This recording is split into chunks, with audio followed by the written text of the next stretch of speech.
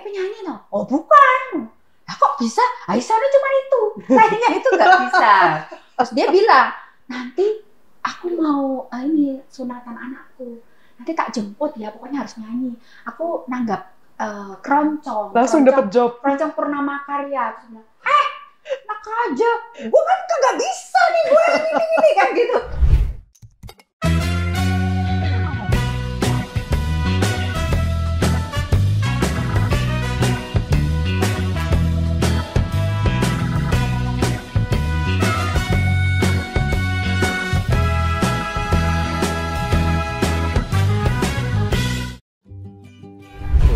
Halo sahabat Bentara dimanapun berada, kita ketemu lagi dalam program podcast Bentara Budaya.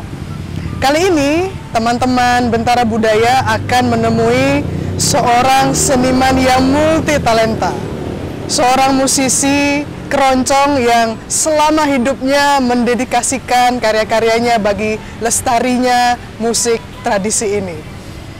Siapa lagi kalau bukan kita akan bertandang ke tempat Mbak Endah Laras yang lokasinya ada di kota Surakarta. Sore ini kami sedang bersiap-siap menuju lokasi dari Bentara Budaya Yogyakarta. Kelihatannya cuaca sedang oke, sedang cerah. Mudah-mudahan lancar segala perjalanan sampai ke Solo untuk bertemu dengan Mbak Endah Laras nanti malam. Jangan kemana-mana. Kula nuwun. Ya. Mau cari siapa? Mau ketemu Mbak Endah Laras. Sebentar, saya tanya. Oke, baik. Selamat malam Mbak Endah. Selamat malam, Mbak Pur. Apa kabarnya nih hari ini nih? Hari ini kabarnya adalah luar biasa. Kayaknya selalu luar biasa. Selalu tetap harus happy. Bagaimanapun keadaannya, karena happy itu kalau aku harus menjadi suatu keseharian. Oh, ya, karena itu menaikkan imun nanti kalau happy. ya, imun, amin, sehat selalu. Amin. Oke, Mbak Endah, ini Ya. kami mengucapkan terima kasih Mbak Endah telah meluangkan waktu ya kita malam ini ngobrol gitu. Sebenarnya ada obrolan yang mungkin ya perlu untuk didengar oleh teman-teman pemirsa podcast Bentara Budaya gitu. Mbak Endah, kira-kira terakhir kesibukannya apa nih? Ya, karena sekarang udah agak longgar ya. Jadi udah banyak pekerjaan untuk pentas-pentas baik di kota Solo sendiri ataupun di luar kota Solo. Ya sudah mulai kondisinya udah mulai kondusif ya, udah bisa agak leluasa, tapi pastinya kita tetap juga harus waspada, tetap tidak boleh meninggalkan kewajiban kita yang harus tetap menjaga protokol kesehatan juga. Maksudnya itu kita aware dengan kesehatan. Ya, ini pentas-pentas di keseharian aja. Ya, sudah mulai pulih lagi beraktivitas. Sudah mulai aktivitas. Pentas musik keroncong, terus ada juga juri. Ini aku lagi jadi juri lomba inovasi musik Nusantara bersama Mas Gilang Ramadan, terus Mbak Rita, terus ada Mas Singgih Sanjaya, dan ada Mas Soko NTT ya, waktu lali toh. Mas Ivan Nestorman. Iya betul. Iya, udah mulai sibuk. Iya, udah mulai sibuk. Oke, Mbak Endah ini kalau Mbak Endah kan kita melihat sebagai seorang musisi keroncong yang sangat terkemuka di Indonesia hari ini. Barangkali bisa dong Mbak Endah cerita apa awal mulanya kok bisa sampai terjun menggeluti musik keroncong sampai sekarang dengan aktivitas yang begitu padat tadi disebutkan gitu. Ya sebenarnya sih tidak serta-merta ke keroncong juga sih, karena kebetulan keroncong itu menjadi salah satu peta yang saya sukai. Tapi orang mungkin tahunya saya kalau sekarang dengan keroncong ya. Kalau era tahun 2000-an itu mereka tahunya aku penyanyi campur sari. Nah, tapi basic itu adalah tradisi Jawa yang itu Baik. itu sudah kayak lahir itu sudah kayak dikasih sangkal sama orang tua bahwa kilo itu lahir di lingkungan tradisi Jawa, baik itu menari Jawa, langgam-langgam Jawa, disiplin Jawa, karawitan Jawa itu adalah menjadi pondasi yang diturunkan oleh leluhur saya.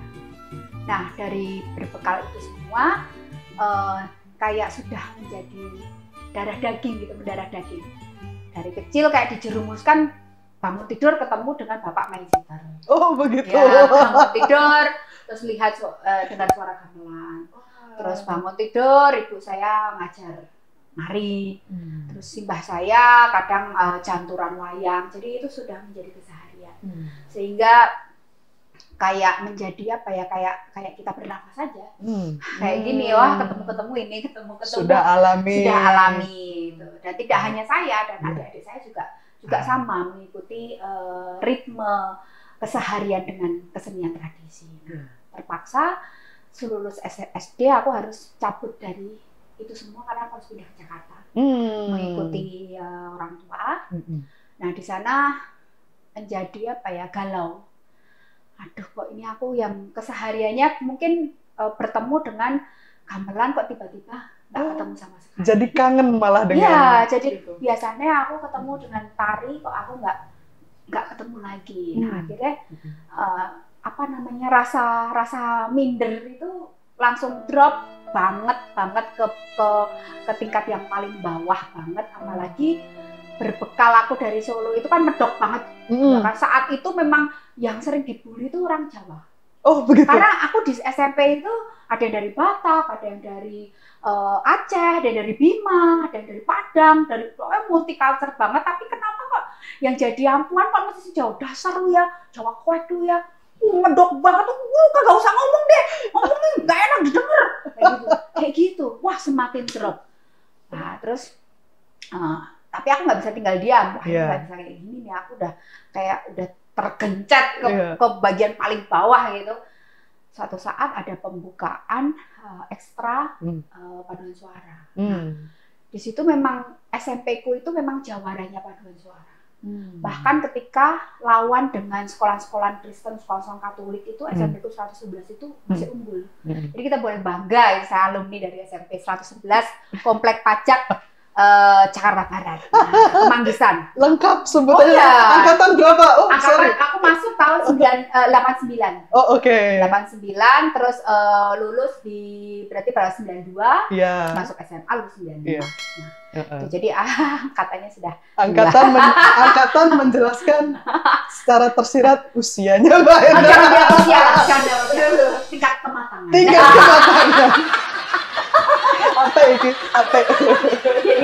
Jadi terus akhirnya aku masuk lah itu.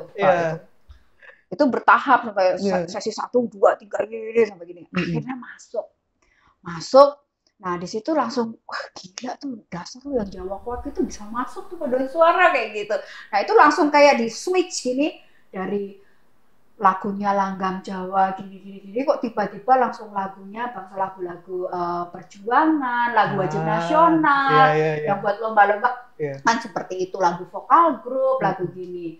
Nah di situ aku merasa wah ini aku ada dapat ilmu baru nih, dapat gini. Nah terus akhirnya ketika SMA itu aku masuk ke SMA yang saat itu masih baru belum mengeluarkan alumni, aku masuk SMA itu paling kakak tingkatku baru kelas 3. Jadi benar-benar baru SMA-nya. Nah di situ belum pas ada upacara bendera, kenapa ini kok jelek banget nyanyi Indonesia Raya itu jelek banget kayak gini. Akhirnya aku memberanikan diri ke Pak Samsudin HS, aku masih ingat Pak Samsudin HS itu kepala sekolah di SMP 101, SMA 101. Aku bilang, Pak, kita nggak bisa kayak gini nih Pak, kita harus bikin paduan suara, ekstra paduan suara. Nah berbekal ilmu yang tak dapatkan di SMP itu aku bikin ekstra paduan suara. Jadi ketika momen-momen kayak peringatan hari apa itu kita udah punya tim tuh tampil gitu, khusus. Udah tampil. Dan terus ketika jadi tuh dapat job Oh wow. Kalau grupnya itu dapat job di Kecamatan Kembangan. Oh wow. Ingat banget itu, aku langsung Pencapaian banget ya. Gila ya, kita dapat job. Jadi ketika itu pas kita latihan tiba-tiba Pak Samsudin itu bilang gini, kita ini paduan suara ini mau nggak ini ngisi di acara ini, ada kunjungan dari Bapak Wali Kota atau apa kayak gitu saat itu di Kecamatan Kembangan. Oh siap Pak, gini. Terus kita rundingan sampai Ibu Siti Komariah itu wakil kepala sekolah itu langsung udah nanti Ibu yang siapkan kostumnya. Gini terus pakai jarik terus dibiru-biru gini terus pakai kebaya terus rambutnya tetap dioranye jadi tetap tradisi wong lagunya sirih kuning saat itu. Pokoknya suatu kebanggaan banget. Apa yang sudah saya dapat di SMP bisa ditampilkan, bisa diwujudkan dalam paduan suara di SMA yang benar-benar itu sekolah benar-benar baru lahir kan ya. Gitu terus dapat apresiasi di tingkat kecamatan.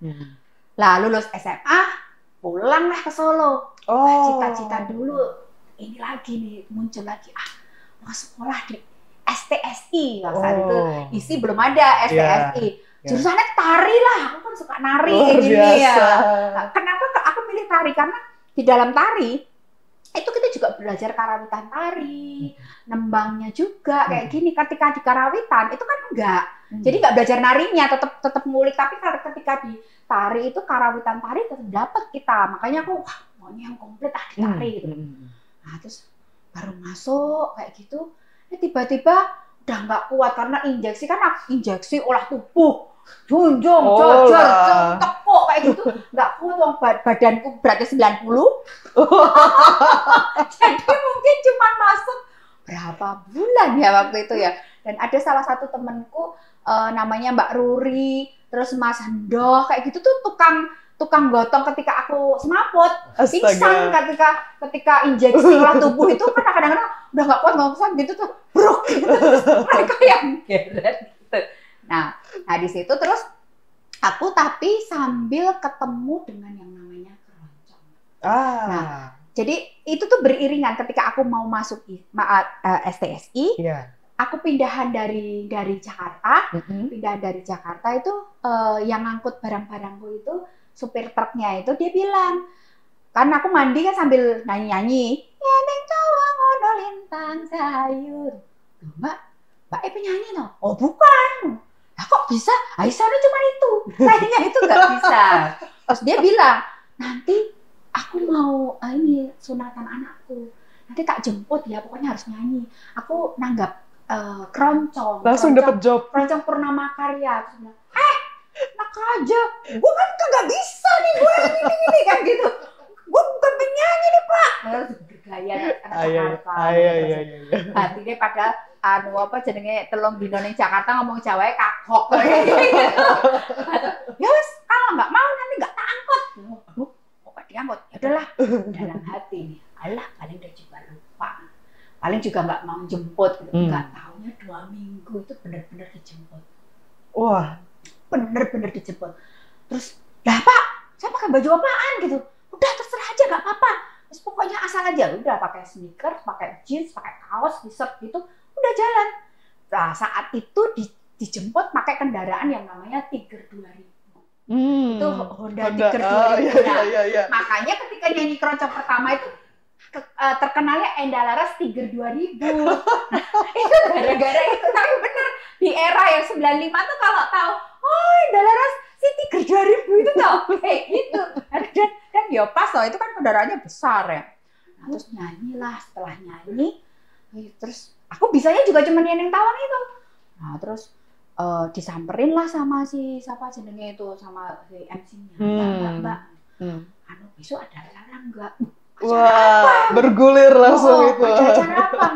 Ya, nyanyi keroncong. Wah, saya bukan penyanyi. Nah, tapi ikut grup mana? Enggak ikut grup mana-mana, saya cuma datengin si bapak ini ya. Mbak itu punya bakat, Mbak ayo gabung dengan grup kita. Purnama Karya itu. Wah, namanya Oke, saya mau Pak, tapi saya harus latihan. Tapi memang itu kan sudah kayak terdoktrin ya, melakukan sesuatu, aku nggak mau sak-sae, harus benar-benar latihan. Kalau itu mau digelutin secara serius dan total. Hmm. Akhirnya pentas-pentas gitu, sambil yang masuk kuliah tadi yang akhirnya ya sudah nggak usah dilanjutkan karena nggak kuat ya kan, paling masuk baru 2 bulan saya udah kok ini lebih asik nih kayaknya daripada kuliah. Oke. Gitu. Nah terus itu juga tidak kok terus enak gitu nyanyi keroncong. Ya mungkin kalau anak-anak sekarang itu mengalami apa yang tak alami dulu, itu pasti baru masuk dia langsung nggak mau lanjut. Kenapa gitu? Jadi aku mendapatkan perlakuan dari senior, misalnya gini, kamu tak kasih waktu buat nyanyi 1 lagu sebelum tamu datang, 1 lagu setelah tamu pulang. Oh oke. Kayak gitu, dianggap belum mampu. Nah itu mungkin kalau anak-anak sekarang dasar ya julid ya kayak gini-gini. Apaan sih kamu menghalang-halangi gini? Tapi saat itu aku santai aja. Oke, siap loh. Jadi jangan salahkan saya ketika kamu nyanyi, senior pakai nyanyi, aku nyadar. Ya caranya treatment tamu seperti apa?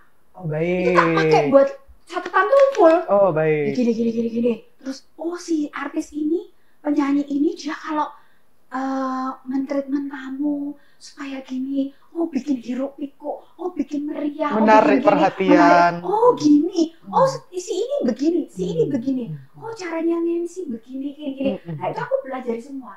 Suatu saat sampailah si para senior itu memberikan kesempatan, nggak tak buang-buang kan kayak gitu, langsung menunjukkan dan sampai mereka akhirnya mengakui, kamu sudah layak. Ilmu dan pengamatan itu muncul kemudian. Nah kalau anak-anak sekarang kan nggak bisa kayak gitu, ya kan? Itu pasti dasar langsung negatifnya tuh langsung diduluin. Agak kurang sabaran. Nah kurang sabaran dulu gitu. Wah enak aja, aku nggak apa-apa loh.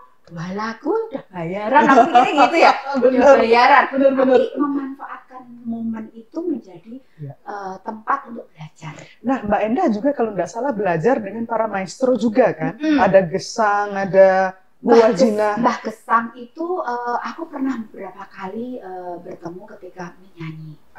Secara belajar langsung tidak. Tapi aku belajar lewat kaset, lewat kayak gitu dan melihat performa beliau kalau ketika bernyanyi. Aku paling bertemu 1 atau 2 kali. Nah, tapi kalau dengan Muwajinah itu benar-benar aku yang belajar dari cara berpakaian, cara nge-treatment tamu, cara gini, bahkan aku ada pesan khusus yang sampai sekarang masih saya jaga dari Bu Ajina. Nah Bu Ajina tuh bilang, doain dah, kamu kalau di dalam pentas itu kamu harus prioritasku pada ibu-ibu. Kenapa gitu Bu? Kamu harus bikin ibu-ibu tuh happy dulu. Kalau ibu-ibu happy, itu pasti bapak-bapaknya itu udah langsung happy. Tapi kalau bapak-bapak yang kamu treatment duluan, itu belum tentu ibu-ibu itu suka. Bisa-bisa salah tanggap. Nah, itu makanya ibu kan selalu begitu. Jadi dia, beliau itu selalu mengutamakan perempuan. Oke. Ibaratnya tidak kok terus pilih kasih nggak. Ibu mau ngersake lagu apa? Itu ibu-ibu yang dulu. Nah, seperti itu. Terus ketika kan ada dalam lagu-lagu keroncong itu di tengah ada break-breaknya itu, ada berhenti, terus kita ngajak ngobrol itu. Ayo totalkan dulu untuk ibu-ibu, karena ibu-ibu tuh kalau udah happy suka, bapak-bapak udah pasti suka. Tapi kalau bapak-bapak dulu yang kamu treatment, bapak-bapak happy belum tentu ibu-ibu seneng, malah kenapa sih kayak gini kok bapak-bapak terus kayak gitu. Makanya itu yang membuat bahwa penyanyi itu kadang-kadang terus jadi underestimate dari para penikmat. Nah, piye caranya kita supaya bermain musik itu tetap berada di hati mereka semuanya. Itu adalah ilmu yang benar-benar saya sampai sekarang saya pegang. Jadi jangan terus unggah-ungguh itu harus kita tinggalkan. Jangan. Itu padahal itu penting, yang terpenting gitu. Nah, menurut saya Bu Ajina itu tepat sekali. Nah, dari Mbak Mini Satria itu caranya bikin humor, caranya gini itu aku belajar dengan beliau. Selain aku kan bertemu dengan komedian ya kayak Pak Kirun, Mas Gareng Semarang itu adalah panutanku dalam berhumor entertain itu adalah Mas Gareng Semarang. Jadi panutanku benar-benar dan aku banyak terinspirasi dari cara beliau membawakan suatu pagelaran, suatu pentas itu aku benar-benar itu guru. Iya, itu yang kemudian memberi warna pada penampilan Mbak Endah yang nggak cuma soal musik, soal nada, tapi juga cara menata penampilan di panggung keseluruhan. Dan itu percaya nggak percaya Mbak, banyak yang orang ngejob itu masuk dalam diskontrak. Oke. Jadi diskontraknya begini, dan harga mati harus lucu. Oh begitu. Kayak gitu. Jadi aku juga kadang-kadang sampai heran, kenapa kayak gini? Jadi pernah saat itu aku tuh sampai diundang salah satu provider apa namanya? Nggak boleh disebut ini. Ya, provider untuk itu salah satu. Itu sampai udah itu berpuluh-puluh kali. Oh baik. Nah, berpuluh-puluh kali. Nah, suatu ketika pas pandemi ya kan, dijob, wah kayak angin surga tuh ya. Aduh, mana dia udah pengertian banget gitu loh kalau ngundang yang kemarin, terus dia besok udah langsung nambahin sendiri, harganya udah nggak usah minta gitu. Baik. Tapi ternyata tahu nggak, ada door prize 30 dan dia di situ tuh di dalam apa namanya kontraknya tuh harus 30 cara memberikan door prize, tidak boleh sama. Luar biasa. Aku sampai aku jadi ketika bilang ke manajerku langsung kayak piye? Ya sih kayak gini. Aja kasih. Ini bukan kontrak. Harus dipenuhi itu 30 cara. 30 memberian door prize dengan nggak boleh ada yang sama. Aku sampai, bisa kayak gini ya? Itu menjadi apa permintaan dari klien karena memang harus ada Endah Laras ya pokoknya sama dengan lucu, Endah Laras sama dengan happy, udah kayak gitu, udah kayak terpola. Ya walaupun kadang-kadang aku juga, ntar kalau krik gimana ya, kadang-kadang kan kita kadang pas idenya yang nggak muncul, tapi caranya kita juga supaya memberikan sajian yang terbaik. Betul. Kalau dulu ada kayak gini, belajar di Laras wes rasah kok nyanyi wae. Pokoknya underestimate banget dengan perempuan. Mau belajar, makanya kan juga nggak ada musisi-musisi yang perempuan di dalam keraton itu juga berlaku di dalam karawitan juga. Jangan lupa like, komen, share dan subscribe channel Bentara Budaya serta nyalakan lonceng notifikasinya ya.